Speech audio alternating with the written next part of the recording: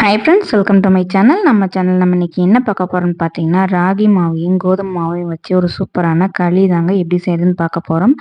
Beginners கூட ஈஸியா செஞ்சிடலாம். பிகினர்ஸ் களின்னு கூட இதை சொல்லலாம். ரொம்ப ஈஸியான முறையில் கொஞ்சம் கூட கட்டியே இல்லாமல் களி ரெசிபி நம்ம பாரம்பரிய சுவையான பாரம்பரிய உணவுன்னு கூட சொல்லலாங்க. ரொம்ப ரொம்ப ஹெல்த்தியான சூப்பரான களி ரெசிபி தாங்க எப்படி செய்யுதுன்னு பார்க்க போகிறோம்.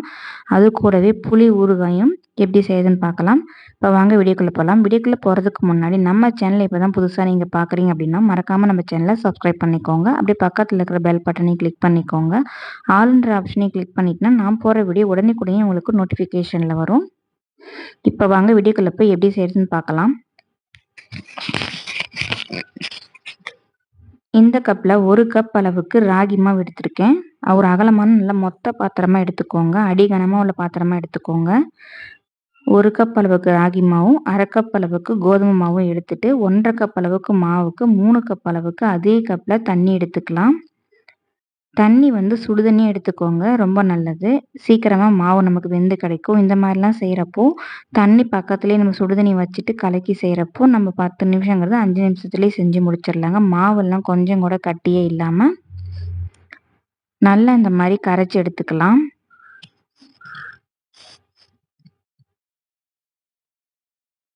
கொஞ்சம் கூட கட்டியே இருக்கக்கூடாது. நல்லா இந்த மாதிரி கரைச்சி எடுத்துக்கணும்.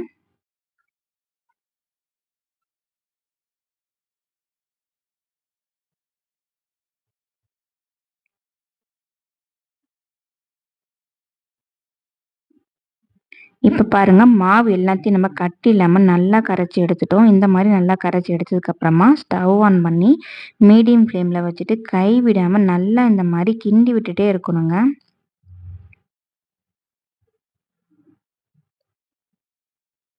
கொஞ்ச நேரம் கூட கை விடாமல் நல்லா இந்த மாதிரி கிண்டிகிட்டே இருந்தால் தான் கட்டி இல்லாத களி நமக்கு கிடைக்கும்.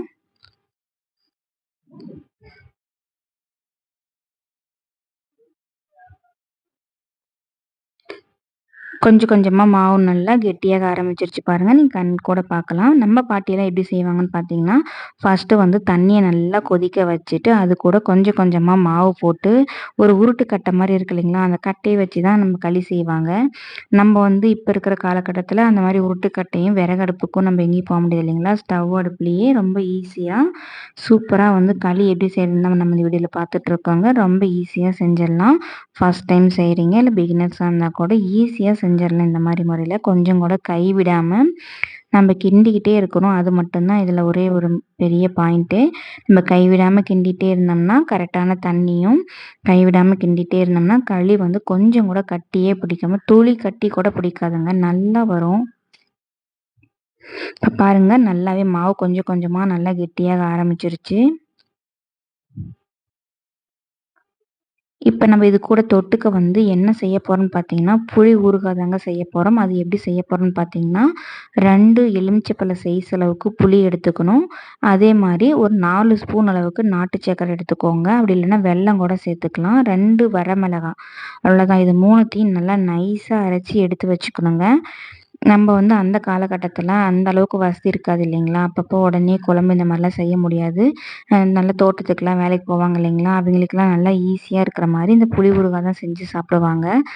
ரொம்பவும் நல்லாயிருக்கும். நான் இந்த புளி ஊறுகாய்க்காகவே நான் இந்த களியை சாப்பிடுவேங்க. அவ்வளோ பிடிக்கும் எனக்கு அந்த புளி ஊறுகாய். யாருக்கெல்லாம் பிடிக்குன்னு மறக்காமல் கமெண்ட்டில் சொல்லுங்கள்.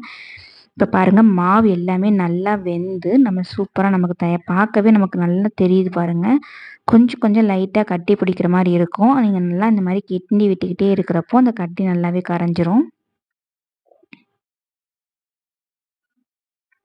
இதுக்கு தொட்டுக்க புளி ஊறுகாய் தான் எடுத்துக்கணும் அப்படின்ட்டு இல்லைங்க. இல்லாத பட்சத்தில் நீங்கள் புளி ஊறுகாய் எடுத்துக்கலாம். அப்படி இல்லைன்னா மீன் குழம்பு, கருவாட்டு குழம்பு, இல்லைன்னா புளி ஊற்றி நல்லா காரசாரமாக வைக்கிறோம் இல்லைங்களா, அந்த மாதிரி குழம்புல சாப்பிட்றப்போ ரொம்பவும் நல்லாயிருக்கும்.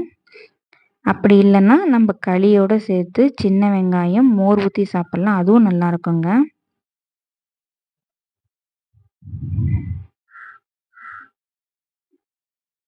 கை வலிச்சா மாற்றி மாற்றி இந்த மாதிரி போட்டு நல்லா கிண்டி விட்டுக்கிட்டே இருக்கணும். அப்போ தான் கட்டி பிடிக்காத களி நமக்கு கிடைக்கும். நம்ம வந்து இப்போ ராகி மாவும், கோதுமை மாவும் வச்சு தான் செய்றோம். அப்படி இல்லன்னா சிங்கிளா கூட செய்யலாம். வெறும் ராகி மாவுலயே கூட செய்யலாம். இல்ல கோதுமை மாவுலயே கூட செய்யலாம். நம்ம 2ம் சேர்த்து செய்றப்போ அதோட டேஸ்ட் வந்து வேற லெவல்ல இருக்கும். கண்டிப்பா ட்ரை பண்ணி பார்த்துட்டு எப்படி இருக்குன்னு எனக்கு கமெண்ட்ல சொல்லுங்க. பார்க்கவே நல்லா சூப்பரா களி வெந்து தயாராயிடுச்சு பாருங்க. நீங்களும் கண்டிப்பா இதே அளவோட கண்டிப்பா செஞ்சு பாருங்க. ரொம்ப ரொம்ப சூப்பரா களி கட்டி பிடிக்காம அழகா வரும் நமக்கு.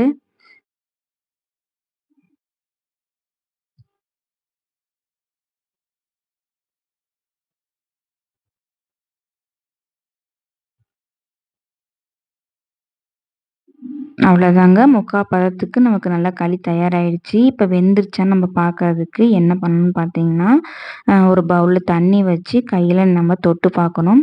அதுக்கு முன்னாடி நல்லா அந்த மாரி அடிப்பக்கம் இருக்கிற மாவெல்லாம் மேல் பக்கமா வர மாரி இப்படி ஃபுல்லா எடுத்து கிளறி விட்டுட்டே இருங்க. லைட்டா கட்டி பிடிக்கிற மாரி இருக்குன்னு சொல்லிட்டு நீங்க கிளறி விடுறத நிறுத்திட வேண்டாம். நல்லா இந்த மாரி கிண்டி விட்டுட்டே இருந்தீங்கன்னா, அந்த கட்டி நல்லா கரைஞ்சு, நல்லா களி வெந்து நல்லா நமக்கு உருண்டு வரும்.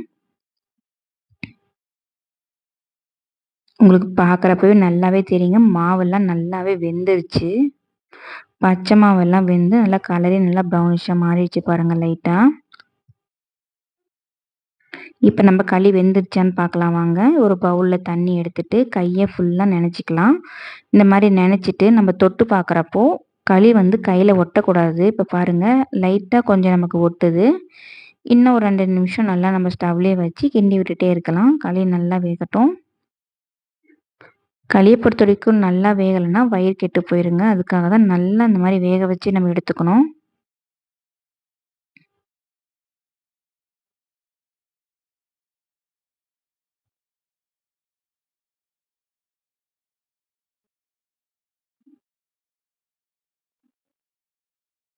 பிகினர்ஸ் கூட ஈஸியா செஞ்சிரலாங்க. சேம் இதே மெத்தட்ல கண்டிப்பா ட்ரை பண்ணி பாருங்க. அதிக குவான்டிட்டியா செய்யாம ஃபர்ஸ்ட்டு கொஞ்சமா செஞ்சு பார்த்துட்டு, உங்களுக்கு ஈஸியா வருது அப்டின்னா, நீங்க அதிக குவான்டிட்டில செஞ்சுக்கலாம். இப்ப மறுபடியும் நம்ம செக் பண்ணிக்கலாங்க. பார்க்கவே நல்லாவே கொஞ்சம் கூட கட்டியே இல்லாம அழகா நமக்கு களி தயாராகிடுச்சு பாருங்க.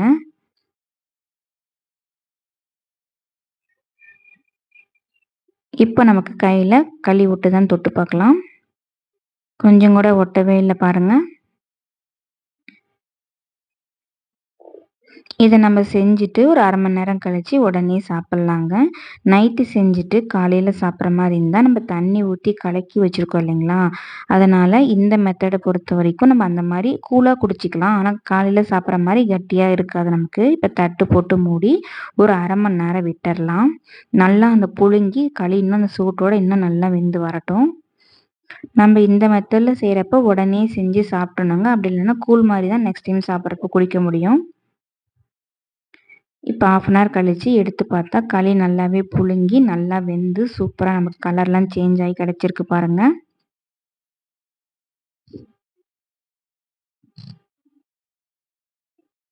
பிகினர்ஸ் வந்து ஈஸியா செய்யணும்னா, கண்டிப்பா இந்த மெத்தட்ல ட்ரை பண்ணி பாருங்க. ஈஸியா வரும் களி.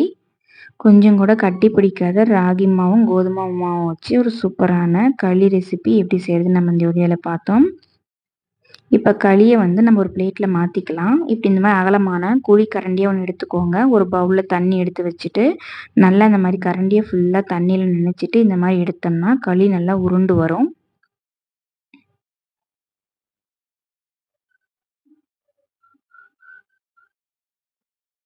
இப்ப பாருங்க எவ்ளோ அழகா நமக்கு கட்டியே இல்லாம ராகி மாவும், கோதுமை மாவும் போட்ட சூப்பரான களி எப்படி செய்யுதுன்னு நம்ம இந்த வீடியோல பார்த்தோம். கண்டிப்பா நீங்களும் உங்க வீட்ல இதே மாரி ட்ரை பண்ணி பார்த்துட்டு, எப்படி இருக்குன்னு மறக்காம கமெண்ட்ல சொல்லுங்க. இதுக்கு தொட்டுக்க நம்ம புளி ஊறுகாயும் நம்ம ரெடி பண்ணி வச்சுட்டோங்க. உங்களுக்கு என்ன மாரி குழம்பு வேணுமோ, அந்த மாரி வச்சு கூட நீங்க சாப்பிட்டுக்கலாம். சாம்பார் வச்சு சாப்பிட்டாலும் ரொம்ப நல்லாருக்கும். இந்த வீடியோ உங்களுக்கு பிடிச்சுன்னா மறக்காம நம்ம சேனல சப்ஸ்கிரைப் பண்ணிட்டு, லைக் பண்ணிக்கோங்க ஃப்ரெண்ட்ஸ். Thank you. இதே மாரி இன்னொரு ஹெல்த்தி ரெசிபில நாளைக்கு பார்க்கலாம்.